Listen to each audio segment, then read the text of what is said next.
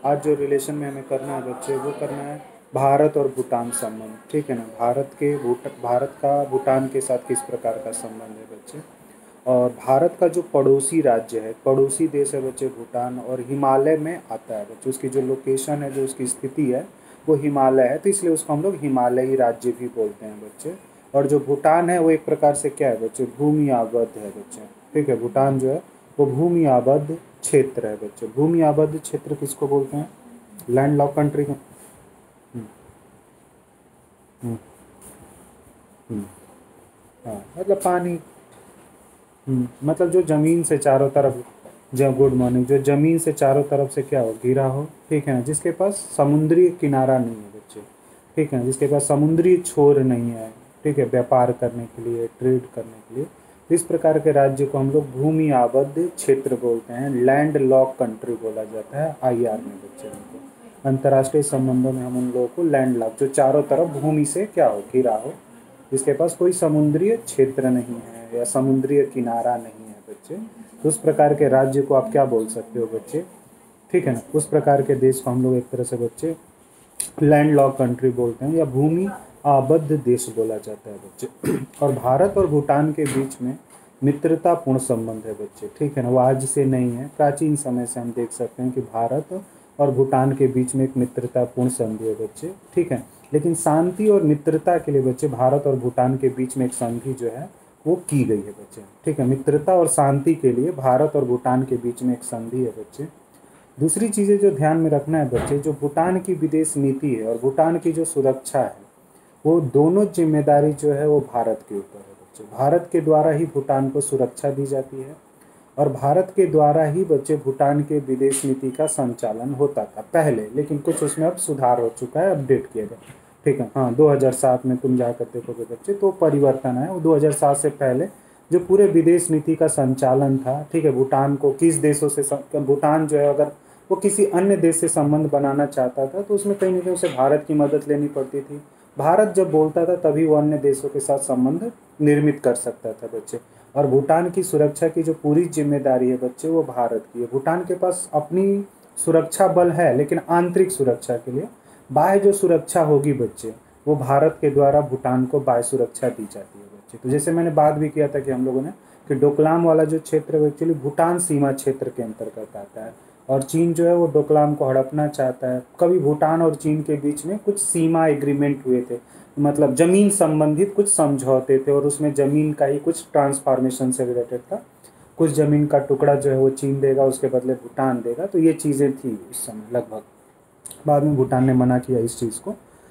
तो ये चीज़ें जर्नलिस्ट वहाँ पे थोड़ी सी समस्या कर दी। तो डोकलाम को वो चाहता है, अपना पूरा का पूरा चीन चाहता है कि चीन से लेकर डोकलाम तक पूरा का पूरा हाईवेज क्या कर दिया जाए, डेवलप कर दिया जाए। उसका पर्पज़ ये है कि उत्तर पूर्वी जो राज्य हैं उसमें चीन हस्तक्षेप करना चाहता है, उसको भारत से अलग करने का कहीं ना कहीं उसका एक प्रकार से क्या है, मोटिव है बच्चे। तो ये सारी चीज़ें कहीं ना कहीं एक प्रकार से क्या करती हैं, प्रॉब्लम्स कर रही थी, जिसकी वजह से भारत और चीन संबंधों में एक प्रकार से हमें प्रॉब्लम्स देखने को मिलता है बच्चे, ठीक है ना। तो ये चीज़ें जर्नलिस्ट, तो भारत और चीन के बीच में मित्रतापूर्ण संधि है बच्चे, ठीक है। अब जर्नलिस्ट हमें समझना होता है बच्चे कि भारत और भूटान की बच्चे, ठीक है, भारत और भूटान के बीच में, ठीक है ना, शांति और मैत्रीपूर्ण संधि जो है वो 1949 की है बच्चे। जब साम्यवादी देश चीन की स्थापना हुई थी बच्चे, उसी समय भारत और भूटान के बीच में मैत्रीपूर्ण संधि की गई थी 1949 में। तो 1949 में भारत और भूटान के बीच में मैत्रीपूर्ण संधि है बच्चे। अब हमें समझना होता है कि अच्छा, हमारी विदेश नीति में, हमारी जो भारतीय विदेश नीति है बच्चे, उस विदेश नीति में भूटान का क्यों इतना महत्व है, क्यों हम भूटान को इतना ज़्यादा महत्व देते हैं बच्चे। इसलिए भूटान को ज़्यादा महत्व आपको, हाँ बच्चे बताओ, अच्छी बात है।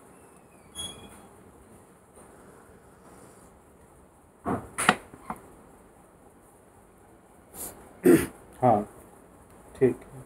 किन राज्यों के मतलब। हम्म,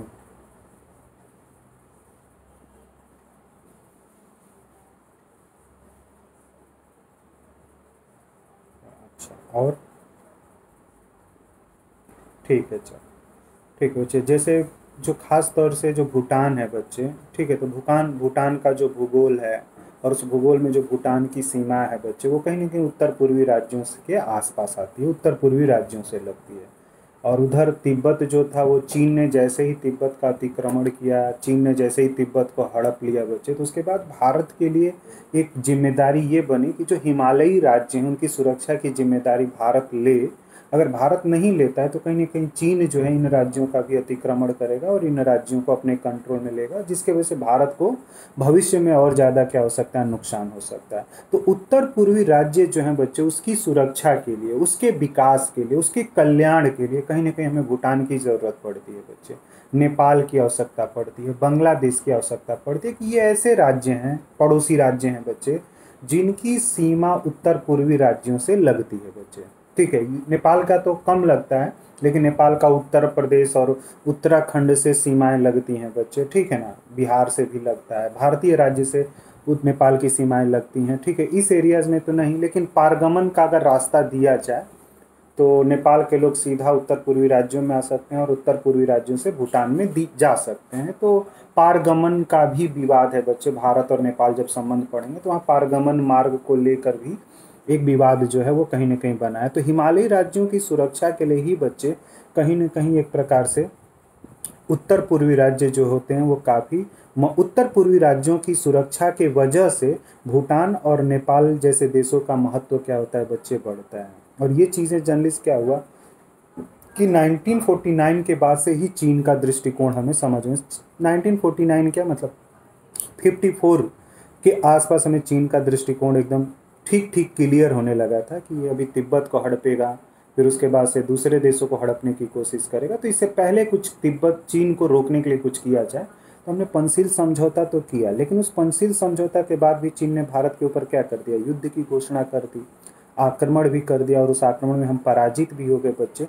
तो इन दोनों दृष्टिकोणों को देखते हुए, चीन की इन दोनों नीतियों को देखते हुए अब हमने डिसाइड किया कि नहीं, चाहे वो भूटान की सुरक्षा की बात हो या नेपाल या बांग्लादेश, यहाँ पे हम अपने आप को काफ़ी मजबूती के साथ क्या करेंगे, प्रस्तुत करेंगे, प्रेजेंट करेंगे, और चीन को पावर को कंट्रोल करने की क्या करेंगे, कोशिश करेंगे। तो सिक्किम पे चीन जो है वो दावा करता है, सिक्किम पे चीन दावा करता है, अरुणाचल प्रदेश के क्षेत्र पर दावा करता है बच्चे, ठीक है। तो इन सारी चीज़ों को ध्यान में रखते हुए बच्चे भूटान, सिक्किम और नेपाल जो है वो भारत तीनों के लिए काफ़ी अधिक इम्पॉर्टेंट हो जाते हैं बच्चे। और हिमालयी राज्यों की जो सुरक्षा थी बच्चे, वो पहले से ही जब ब्रिटिश का भारत के ऊपर नियंत्रण था, जब भारत को ब्रिटिश सरकार के द्वारा कंट्रोल किया जा रहा था, तो उसी समय ये नीति चली आ रही थी कि नहीं, हमें ब्रिटिश राज्यों को क्या करना है, एक प्रकार से ब्रिटिश राज्यों के द्वारा भी नेपाल, भूटान और इन राज्यों की क्या होती थी बच्चे, सुरक्षा दी जाती थी।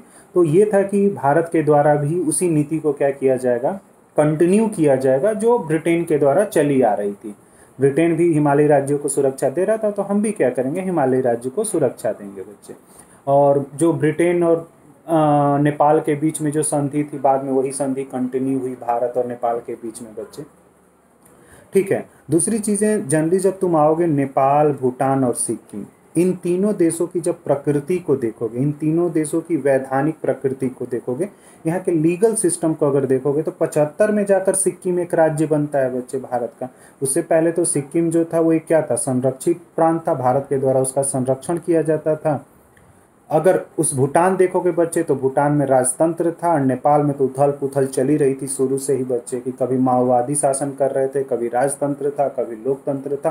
तो तीनों की वैधानिक प्रकृति क्या थी, अलग थी बच्चे। वैधानिक प्रकृति का मतलब यहाँ पे सरकारी सिस्टम से, मतलब जो सिस्टम था, राजनीतिक जो व्यवस्था थी तीनों देशों में, वो एक प्रकार से क्या थी, अलग थी। सिक्किम एक संरक्षित देश है बच्चे, भूटान जो था वो एक राजतंत्रीय देश था, राजा का शासन था। नेपाल के शुरू के दौर में राजतंत्र है बच्चे, उसके बाद माओवादी शासन देखा जाता है, उसके बाद लोकतांत्रिक शासन भी देखा जाता है। तो नेपाल में तो काफ़ी उथल पुथल आपको देखने को मिलती है बच्चे। तो ये भी एक कारण थे जिसके वजह से हमें हिमालयी राज्यों की एक तो सुरक्षा करनी थी, और दूसरा इनका महत्व जो होता है वो काफ़ी बढ़ जाता है बच्चे। क्लियर ये पॉइंट? आगे जब आओगे बच्चे, तो भारत और भूटान के बीच में जो संधि हुई थी, ये ईयर आपको ध्यान में रखना है, 1949। तो भारत और भूटान के मध्य जो संधि है बच्चे, वो 1949 थी, जहाँ पे इस संधि में निश्चित हुआ था कि भारत के द्वारा भूटान का विकास किया जाएगा, और भारत के द्वारा भूटान की संप्रभुता का भी क्या किया जाएगा, महत्व रखा जाएगा। भारत की संप्रभुता का भी एक तरह से हम क्या करेंगे, भूटान की संप्रभुता का भी हम पालन करेंगे। भूटान की जो सर्वोच्च शक्ति होगी उसका भी भारत के द्वारा सम्मान किया जाएगा। तो उसके धीरे धीरे संप्रभुता का क्या किया जाएगा, विकास किया जाएगा। यानी पहले भारत ही के पास सारी शक्तियाँ होंगी भूटान से, लेकिन जैसे जैसे भूटान का विकास होता जाएगा वैसे हम संप्रभु शक्ति उसी को क्या करते जाएंगे, ट्रांसफर करते जाएंगे।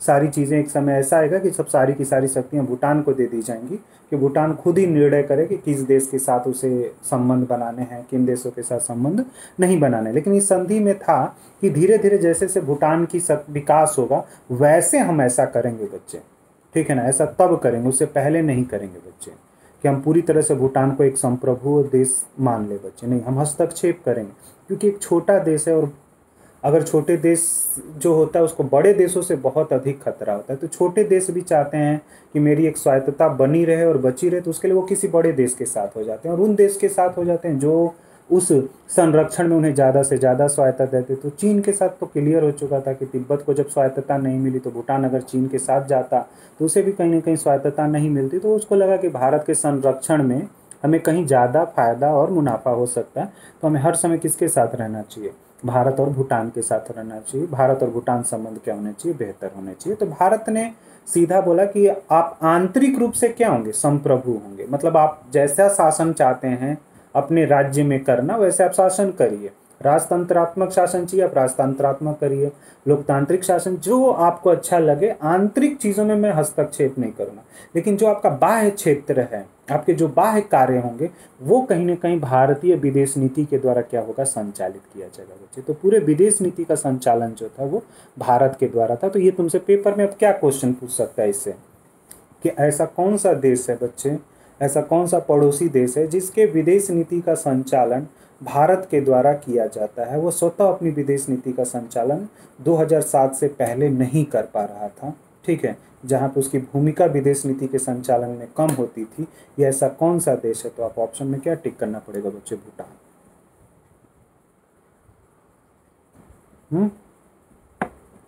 क्लियर बच्चे,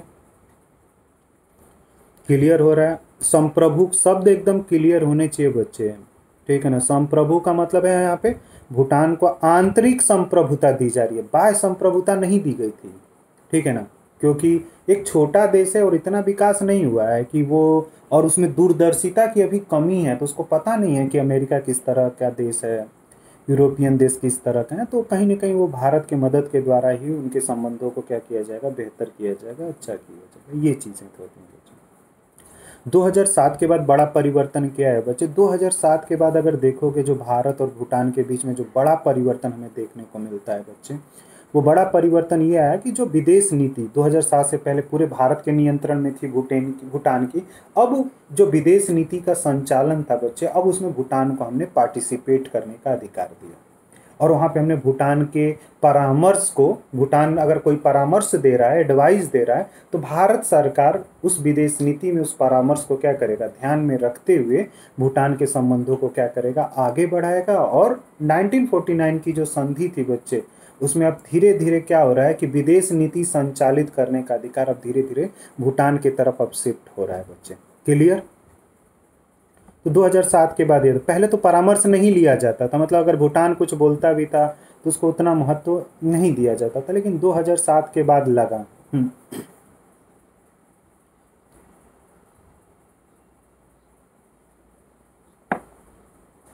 हाँ, तो वही चीज़ है। हाँ, तो अब क्या हो रहा है, वही भूटान अपनी विदेश नीति का संचालन करेगा, ठीक है। और वो भारत सबसे समय समय पर क्या लेता रहेगा, चाहे भारत लेता रहेगा या भारत को वो परामर्श दे कि अगर आप हमारी विदेश नीति का संचालन कर रहे हैं तो इस तरह से क्या होना चाहिए, हमारी विदेश नीति का संचालन होना चाहिए, ठीक है ना। तो वो चीज़ें हैं, उसमें दे तो दिया गया, लेकिन उसमें भारत की परामर्श, या भूटान चाहे कि नहीं आप ही हमारी विदेश नीति का संचालन करें, तो वो कहीं ना कहीं अपनी परामर्श रखेगा, और उस परामर्श को आपको क्या करना पड़ेगा, ध्यान में रखना पड़ेगा, ठीक है। भारत और जब भूटान पढ़ते हैं बच्चे तो चीन कारक आएगा ही आएगा, क्योंकि सीमाएं आसपास हैं, ठीक है। तो चीन कारक भी आता है। और माओ का एक कंसेप्ट मैंने बताया था भारत चीन संबंध में बच्चे, 5 उंगलियों का सिद्धांत, 5 फिंगर थ्योरीज, ठीक है, 5 फिंगर थ्योरी तो सीधा पूछता है कि 5 फिंगर जो थ्योरी है वो किसके द्वारा दी गई है, तो जनरली वहाँ पे आप ऑप्शन में टिक कर ही लेते हो कि सर 5 फिंगर थ्योरीज जो है वो माओ की है। कभी कभी ये हो सकता है कि क्वेश्चन ये पूछ ले कि 5 फिंगर थ्योरीज में वो 5 उंगलियां कौन सी हैं, वो 5 उंगलियां कौन से, 5 उंगलियों में वो कौन से देश आएंगे बच्चे। ठीक है ना, तो हो सकता है कि अरेंज करने के लिए दे दे आपको क्वेश्चन में। ठीक है ना, 4 ऑप्शन दिया और इन देशों का दे देगा, डिसअरेंज करके क्वेश्चन कहेगा अरेंज कर दीजिए कौन कौन से देश आएंगे 5 फिंगर में। तो उसमें ध्यान में रखना है कि लद्दाख आता है बच्चे, नेपाल आता है, भूटान आता है, सिक्किम और अरुणाचल प्रदेश, ये 5 फिंगर्स हैं। और तिब्बत जो हो गया वो क्या हो गया बच्चे, प्लम। ठीक है, हथेली हो गया आपका। और हाथ जो है वो क्या है, चीन है बच्चे। तो इसी को 5 फिंगर नीति बोली जाती है, 5 फिंगर थ्योरी बोलते हैं बच्चे, 5 उंगलियों का सिद्धांत। और 5 फिंगर जो पॉलिसीज़ है वो माओ ने दी थी बच्चे, जेडांग माओ ने ये पॉलिसीज़ दी थी बच्चे। ठीक है ना, क्लियर। अब 62 के बाद से देखोगे बच्चे तो भारत और चीन 62 में सही थे या खराब थे? भारत और चीन संबंध 1962 में अच्छे थे या बुरे थे बच्चे? 1962 बुरे थे। क्या हुआ था 1962 में बच्चे?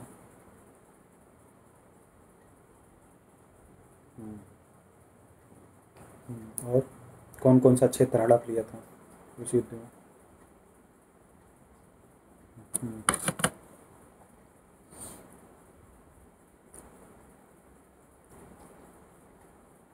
कौन कौन सा क्षेत्र जो है वो चीन के पास है? देख बच्चे, ये रोज़ तुम लोगों को पढ़ना होता है, तुम लोग नहीं पढ़ते हो, इससे पता चल जाता है मेरे को। ठीक है ना, कि तुम लोग बस जितने में ना ऑप्शंस नहीं बच्चे, ये सब तो चीज़ें मुंह पे होनी चाहिए बच्चे, ये सब के लिए ऑप्शन नहीं होता।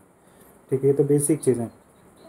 मैंने ये पूछा कि जब 1962 का युद्ध हुआ बच्चे भारत और चीन के बीच में, तो चीन ने भारत की किस किस क्षेत्रों को, किन कौन कौन से क्षेत्रों के भूभाग को अपने सीमा क्षेत्र में उसने मिलाया था बच्चे?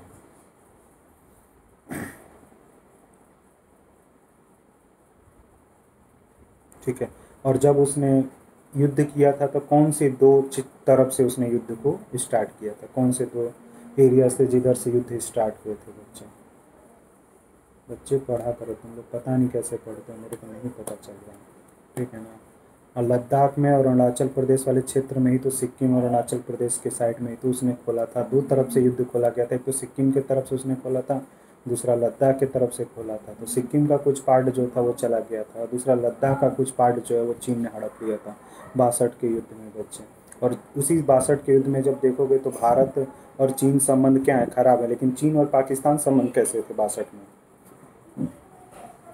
अच्छे थे। श्रीलंका और चीन संबंध अच्छे हैं बच्चे। तो जब इनको लिंक नहीं करोगे, तुम लोग पढ़ा हुआ है, तुम लोग नहीं देखते हो, रिवीजन नहीं कर रहे हो बच्चे, ठीक है, नुकसान तुम्हारा ही होगा बच्चे। एक्चुअली ऑप्शन में ये क्वेश्चन बनता नहीं है बच्चे, ऐसा क्वेश्चन नहीं बनाए जाते हैं बच्चे। क्वेश्चन जो बना था वो मैंने बता दिया कि माओ की 5 फिंगर थ्योरीज पर क्वेश्चन पूछेगा तुमसे बच्चे। ये तो मैं तुम्हारा एक नॉलेज चेक कर रहा था कि जो बताया जा रहा है वो कितना तुम समझ रहे हो बच्चे।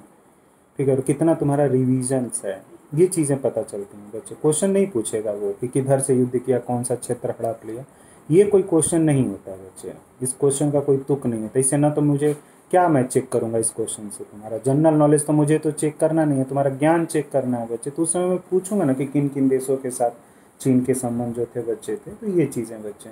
तो उस समय चीन और श्रीलंका संबंध बेहतर हैं बच्चे, उधर चीन और पाकिस्तान संबंध अच्छे हो रहे थे, चीन नेपाल संबंध भी अच्छे हो गए थे 62 में बच्चे। लेकिन चीन के साथ जो प्रॉब्लम था वो भारत का भी बच्चे। और भूटान में भी धीरे धीरे चीन जो थी अपनी सक्रियता क्या करना शुरू कर दिया था, बढ़ाना शुरू किया था। तो अगर भूटान में चीन की सक्रियता बढ़ेगी बच्चे तो कहीं ना कहीं भारत को ही नुकसान होने वाला था। तो इसलिए हमें भूटान को हर समय क्या करना चाहिए, ध्यान में रखना चाहिए बच्चे। और भूटान में बहुत तरह की नृत्य जातियाँ, नृत्य जातियाँ क्या होती हैं? हाँ, डिफरेंट डिफरेंट जातियाँ जो थी ना, अलग अलग जातियाँ बच्चे। तो वहाँ पे कहीं ना कहीं कुछ जातियों को चीन जो है वो भड़काता है, कोशिश करता है बच्चे, जिससे कि भारत की जो एक भूटान जो एक भारत के प्रति जो एक दृष्टिकोण रखता है उसमें परिवर्तन आ जाए और उसका फायदा चीन को मिल जाए बच्चे। ठीक है, चीन भूटान में अपना दूतावास खोलना चाहता है, एम्बेसी खोलना चाहता है, लेकिन अभी परमिशन भूटान के द्वारा नहीं दिया गया है बच्चे। ठीक है ना।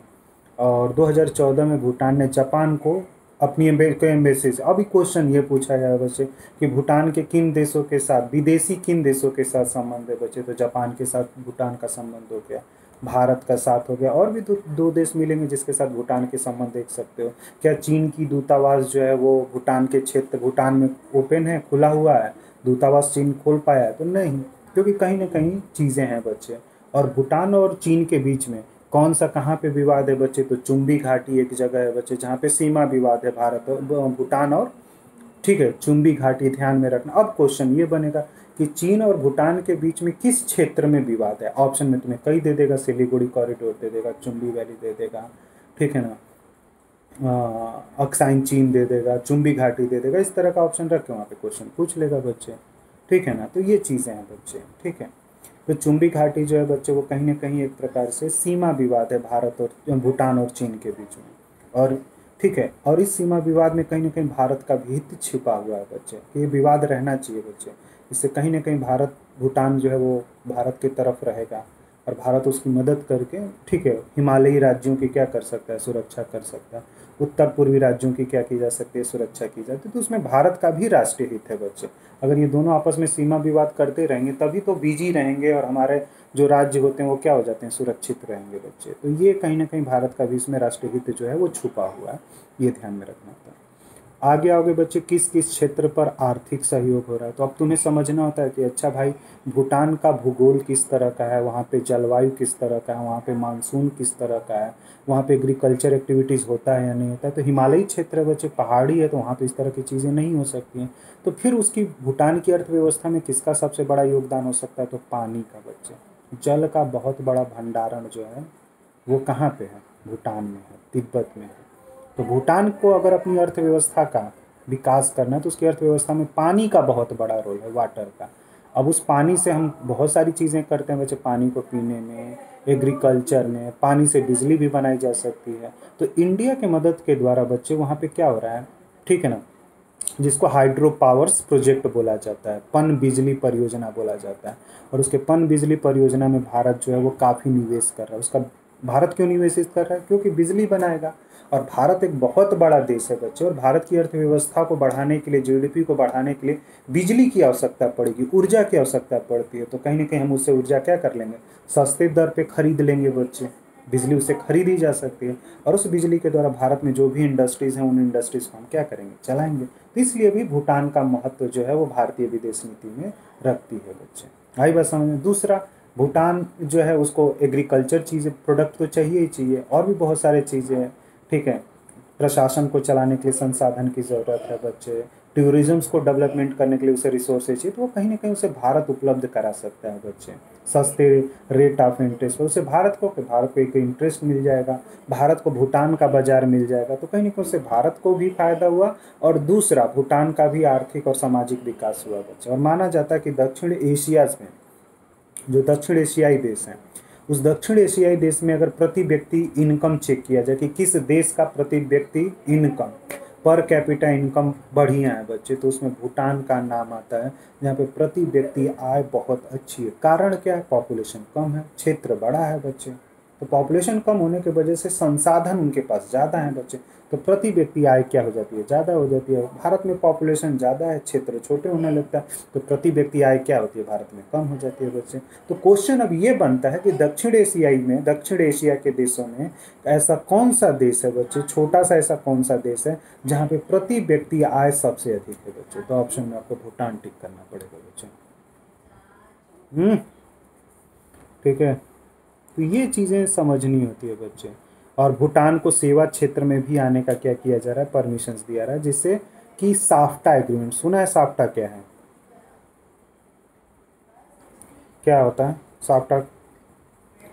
यही चीज़ होती है ना बच्चे, बेइज्जती कराते रहते हो तुम लोग मेरी। साफ्टा का मतलब क्या होता है, south Asian free trade agreement बच्चे, दक्षिण एशियाई मुक्त व्यापार समझौता, हिंदी में ये बोलते हैं, south Asian free trade agreement, SAFTA, SAFTA, south Asian free trade agreement, इसको साफ्टा बोला जाता है बच्चे। साफ्टा एग्रीमेंट में हमने क्या किया, भूटान को बोला कि आप सेवा क्षेत्र में भी आइए, व्यापार करिए। दो क्षेत्र में व्यापार होता है, एक तो वस्तु क्षेत्र होता है जहाँ पे वस्तुओं का व्यापार करते हो, और दूसरा क्या होता है, सेवा क्षेत्र होता है जहाँ पे हम लोग सेवा का क्या करते हैं, सेवाओं का एक प्रकार से क्या करते हैं, व्यापार करते हैं बच्चे। तो सेवा क्षेत्र में बोला गया कि आप एक छोटे से देश हैं तो आपको उसमें भी हम रिबेट देंगे, छूट भी देंगे। तो ये चीज़ें जर्नलिस्ट कहीं ना कहीं आपके लिए काफ़ी उपयोगी हो सकता है। पन बिजली परियोजना से तो उसकी अर्थव्यवस्था में सबसे बड़ा योगदान जो है वो पन बिजली परियोजनाओं का ही है। भूटान में हाइड्रो पावर्स प्रोजेक्ट का ज़्यादा है बच्चे, ठीक है, क्लियर। तो soft south Asian free trade agreement बच्चे, दक्षिण एशियाई मुक्त व्यापार समझौता, मुक्त व्यापार समझौता, south Asian free trade agreement बच्चे, ठीक है। आओगे बच्चे, अब तुमसे क्वेश्चन पूछेगा, अच्छा भैया ये बताओ कि द्रुक्पा जो है वो कहाँ की जाति है, द्रुक्पा लोग कहाँ पे रहते हैं। तो बताना पड़ेगा कि द्रुक्पा जो जाति के लोग हैं भूटान में रहते हैं बच्चे। इन दोनों में दिक्कत क्या है, द्रुक्पा और नेपालियों में थोड़ा सा समस्या चलता है कि नेपाल भी एक छोटा देश है बच्चे, और विकास के उतने अवसर नेपाल में नहीं है। तो वहाँ से लोग निकल कर ना यूपी, बिहार, राजस्थान, दिल्ली में आकर लोग क्या करते हैं, काम करते हैं। तो वहाँ के नेपाली मूल के लोग हैं बच्चे, वो कभी कभी क्या हो जाता है, भूटान भी चले जाते हैं। तो भूटान में एक जाति है द्रुक्पा, उनकी संख्या कम है, और उनको लगता है कि अगर नेपाली मूल के लोग आएंगे तो कहीं ना कहीं द्रुक्पा जो जाति है वो अल्पसंख्यक जाति में परिवर्तित ना हो जाए, जबकि ओरिजिनल तो वही लोग हैं। और उनके संसाधनों का उपयोग अगर नेपाल करे तो ये भी अच्छा नहीं लगता है उनको कि मेरे संसाधन मेरे लिए ही हो। तो इन दोनों में कभी कभी क्या हो जाता है, संघर्ष हो जाता है, कन्फ्लिक्ट हो जाता है बच्चे।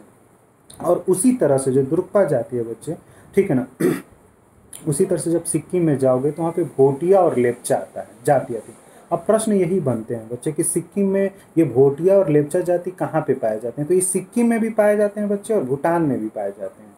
तो इनके साथ संबंध है बच्चे, ठीक है ना। कभी कभी और द्रुक्पा जाति के जो लोग हैं बच्चे वो तिब्बती जो जातियां हैं उनके बड़े कनिष्ठ हैं, बहुत पास हैं बच्चे।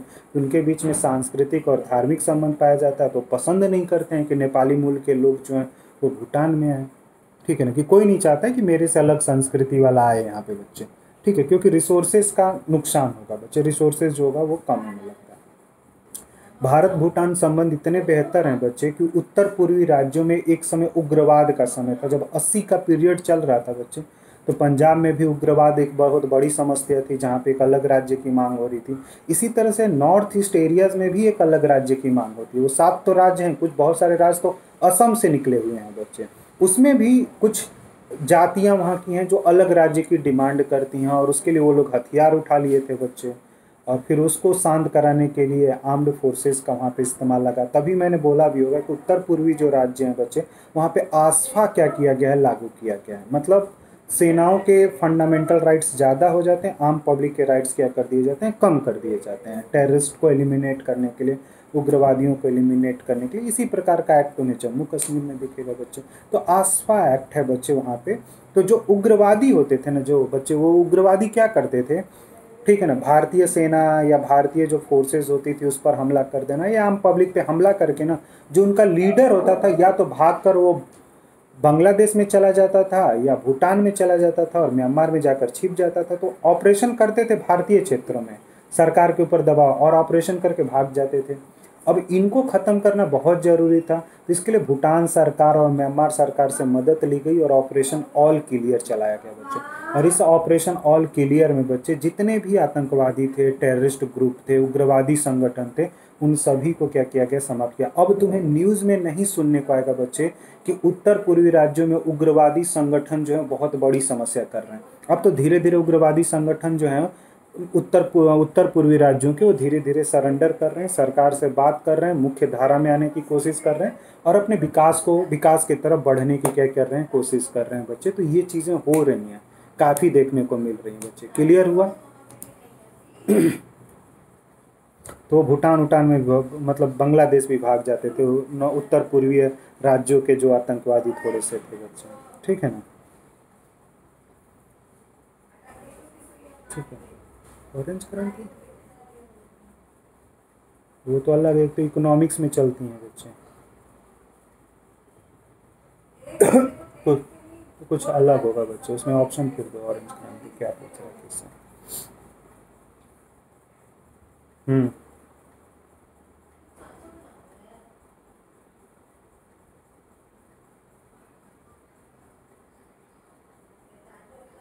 क्वेश्चन भेज बच्चे, तब पता चलेगा, तो पूरा क्वेश्चन से। हाँ सेंड कर देना बच्चे, ठीक है। दूसरी चीज़ें बच्चे जर्नलिस्ट देखेगा कि खास तौर से मैंने बोला ना बच्चे कि भूटान जो है वहाँ पे एक राजतंत्रीय व्यवस्था थी बच्चे, लेकिन 2004 में ना नेपाल में बहुत बड़ा परिवर्तन आता है बच्चे। नेपाल में 2004 के बाद से बच्चे लोकतंत्र की मांग क्या होती है, शुरू होती है बच्चे। और उस लोकतंत्र की मांग में जो आवाम थी ना, वो राजतंत्र के खिलाफ खड़ी हो जाती है बच्चे। बहुदलीय प्रणाली की मांग नेपाल में होती है। इस चीज़ को देखते हुए भूटान ने सोचा कि इस प्रकार की तो मांग लोकतंत्र की भूटान में भी हो सकती है, और एक हम छोटे देश हैं तो हमारे यहाँ तो बहुत बड़ी समस्या हो सकती है। भूटान का जो राजतंत्रीय जो व्यवस्था थी बच्चे, वहाँ के जो राजा थे ना, उन्होंने 2004 के बाद से धीरे धीरे लोकतांत्रिक व्यवस्था की तरफ जाना शुरू किया।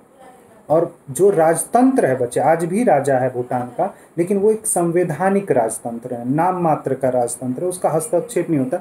आज जो भूटान में पूरा निर्णय लिया जाता है वो लोकतांत्रिक सरकार के द्वारा लिया जाता है, जनता वहाँ चुनी जाती है, लेकिन head of state, head of executive जो होता है वो वहाँ का राजतंत्र ही होता है। मतलब जैसे ब्रिटेन में राजतंत्र का बहुत बड़ा रोल होता है बच्चे, उसी तरह का राजतंत्र तुम्हें देखने को मिलेगा। तो तुमसे क्वेश्चन ये होगा कि भूटान में चुनाव जैसी प्रक्रिया या लोकतांत्रिक व्यवस्था को कब से शुरू किया गया था अपनाना बच्चे। वहाँ पे 2008 क्या करना पड़ेगा, तुम्हें ध्यान में रखना पड़ेगा कि 2008 से बच्चे जाकर क्या होता है, शुरू होता है लोकतांत्रिक प्रक्रिया को अपनाना शुरू करें। क्यों अपनाया? क्योंकि नेपाल में विरोध शुरू हो गया था बच्चे। तो वो विरोध जो है, बगल के घर में अगर आग लग गई है तो ये मत समझना कि तुम्हारे घर तक आग नहीं पहुंचेगी। अगर आप सुरक्षा की व्यवस्था नहीं करेंगे तो पूरे घर में आग क्या हो सकती है, आग आपके घर तक भी पहुंच सकती है। इसलिए व्यवस्था करना आपके लिए क्या होता है, आवश्यक होता है। तुरंत भूटान के जो राजा थे उन्होंने देखते हुए धीरे धीरे लोकतांत्रिक व्यवस्था को अपनाना शुरू किया, और 2008 से वहाँ से फिर चुनाव होने शुरू हुए। वहाँ पे जो भी राजनीतिक दल हैं वो भाग लेते हैं, चुनाव में जीतते हैं, जनता उन्हें चुनती है, फिर वही लोग क्या करते हैं, शासन करते हैं। लेकिन राजतंत्र भी है, लेकिन वो राजतंत्र किस प्रकार का है, संवैधानिक राजतंत्र है बच्चे, ठीक है ना। संवैधानिक राजतंत्र बोलते हैं। वो तुम्हें भूटान में भी मिलेगा, ब्रिटेन में भी मिलेगा संवैधानिक राजतंत्र, और तुम्हारा जापान में भी मिलता है संवैधानिक राजतंत्र बच्चे। क्लियर? संवैधानिक का मतलब होता है कि राजा के नाम पर ही सारा का सारा कार्य किया जाएगा, और कुछ चीज़ों में राजा हस्तक्षेप कर सकता है, तो उसको हम लोग संवैधानिक राजतंत्र बोलते हैं बच्चे। क्लियर है? ठीक है बच्चे। अब देखो आगे जब वही नीचे आओगे बच्चे, ठीक है ना, तो ठीक है, यहाँ पे देखो लोकतंत्र की बहुत अच्छी एक परिभाषा दी गई है बच्चे। भारतीय प्रधानमंत्री, भूटान की संसद का निर्माण में भी भारत का एक तरह से योगदान है बच्चे, वहाँ के संसद में। तो भारतीय प्रधानमंत्री को बुलाया गया और संसद को संबोधित करते हुए उन्होंने बोला कि लोकतंत्र का अर्थ सिर्फ चुनाव आयोजित करना नहीं होता है। लोकतंत्र का अर्थ होता है लोगों की भलाई करना, लोगों का कल्याण करना, लोगों का विकास करना, लोगों के लिए अभिव्यक्ति का अधिकार देना। सिर्फ कोई देश बोल रहा है कि मैंने चुनाव तो कराया है, चुनाव प्रक्रिया को देखकर आप नहीं बोलोगे कि ये देश जो है वो क्या है, लोकतांत्रिक हो जाए। जब हम किसी देश को लोकतांत्रिक बोलते हैं तो चुनाव तो होना ही चाहिए, बहुदलीय प्रणाली भी होना चाहिए, लेकिन वहाँ पे लोगों के पास बोलने का अधिकार होना चाहिए, अभिव्यक्ति करने का अधिकार होना चाहिए। इस प्रकार के अधिकार जो होने चाहिए बच्चे, तब जाकर माना जाता है कि नहीं ये पूरी तरह से लोकतंत्र के सिद्धांतों को क्या कर रहा है बच्चे, माना जा रहा है, मान रहा है, अपना रहा है बच्चे। क्लियर है बच्चे? और लगभग 42% बच्चे, जो 42% है बच्चे जीडीपी का, वो किस पर खर्च हो रहा है, पूरा का पूरा पन बिजली परियोजना पर बच्चे। हाइड्रो पावर प्रोजेक्ट पर लगभग 42% का खपत है बच्चे। ये चीज़ें मतलब पूरा का पूरा 42% जीडीपी में, तो उसको पैसा जो आता है, उसकी अर्थव्यवस्था जो भूटान की चलती है बच्चे, वो पानी से ही चलती है बच्चे। पन बिजली परियोजना का बहुत बड़ा योगदान है बच्चे। क्लियर? ठीक है।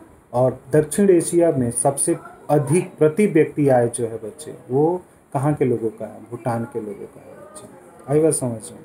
ठीक है, तो ठीक है, तो ये चीज़ है। और वहाँ पे जो भी भारत ने यूज़ एक तरह से किया है बच्चे, जैसे तुमसे क्वेश्चन पूछा जाएगा चूखा और ताला जल विद्युत परियोजना ये कहाँ पे है, तो ऑप्शन में तुम्हें भूटान खोज कर टिक करना पड़ेगा बच्चे।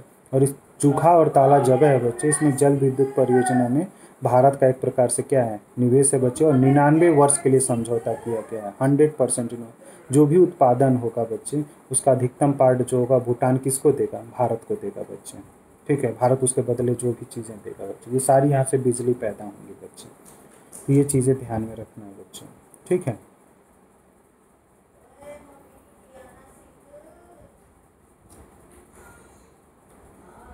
और जब नरेंद्र मोदी भारत के पहले प्रधान, एक समस्या भी आ गया था बीच में भूटान में बच्चे, ठीक है ना। मतलब 2013 का जो चुनाव था, इसमें दो, जैसे तुमसे दल का नाम पूछा जाएगा बच्चे, डीपीटी कहाँ का पॉलिटिकल पार्टीज है, क्वेश्चन ये आएगा। तो ये डीपीटी जो है भूटान का पॉलिटिकल पार्टीज है बच्चे, ठीक है ना। इसको सत्तारूढ़ ड्रग्स फ्यूनसुम सोगपा, ठीक है ना, मतलब ये हेड थे ये।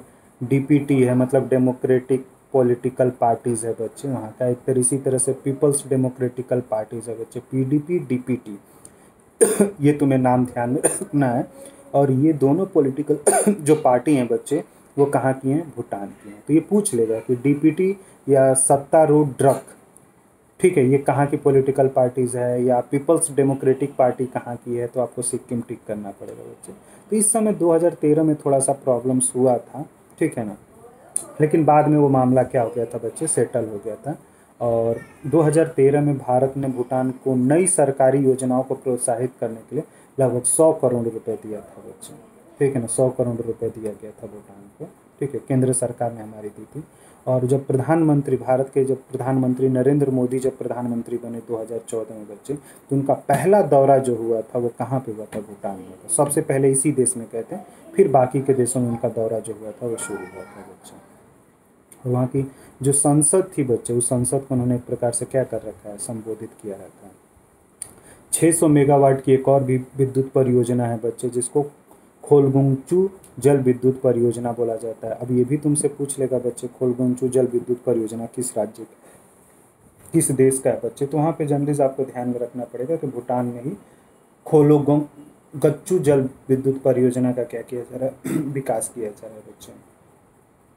नेहरू वांगचू छात्रवृत्ति भी है बच्चे, कि वहाँ के बच्चे अगर पढ़ना चाहते हैं, ठीक है, तो भारत में आकर क्या कर सकते हैं, शिक्षा ले सकते हैं, आधुनिक शिक्षा ले सकते हैं बच्चे, ठीक है ना। और या ठीक है।